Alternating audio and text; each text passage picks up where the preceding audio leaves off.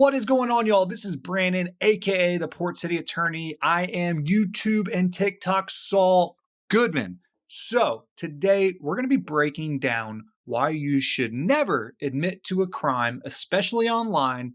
And we're going to be looking at a clip from the Joe Rogan Experience where somebody thinks that they may be safe from criminal prosecution, but in my opinion, I don't think they are.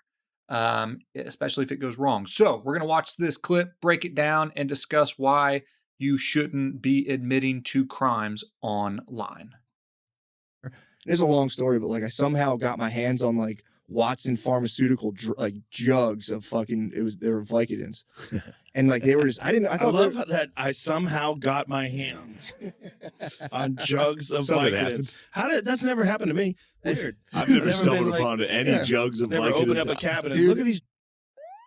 First problem.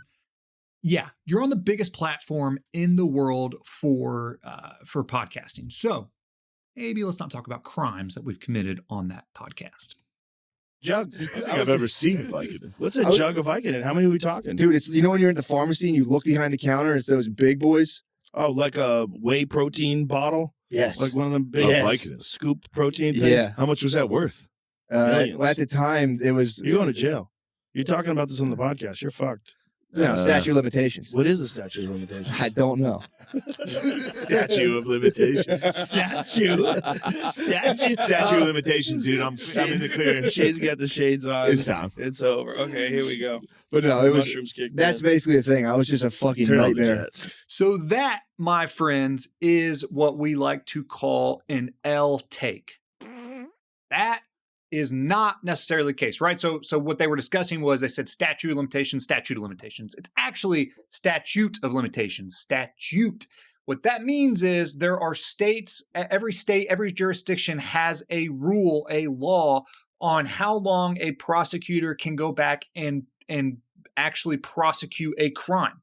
So the statute of limitations differs by state. Now, if you're in a state such as North Carolina, where I'm an attorney, there is no such thing as a statute of limitations on felony offenses. So what that means is if the crime in which he is talking about, dealing drugs, is a felony, which it is, in the state of North Carolina, and he was saying that he actually dealt drugs in the state of North Carolina, and that he was admitting to it on the biggest freaking platform in the world, he could be opening himself up to criminal prosecution. Now, do I think that there's any sort of liability here? No, because it's just an admission, right? They don't have any other evidence. The prosecutor would have to have some sort of evidence, maybe linking him to some sort of drug distribution in an old case, but probably admitting to it isn't enough. However, we've seen crazier stuff happen. I mean, look at a lot of the murder cases that we see, right? No face, no case, but you have a confession, and so people get locked up for that all the time. So here is why you should always kind of mind your P's and Q's, right? There might not be a statute of limitations, so it might not actually be safe to discuss whatever crime you're discussing, especially on a public platform. So do yourself a favor. Do not admit to crimes online.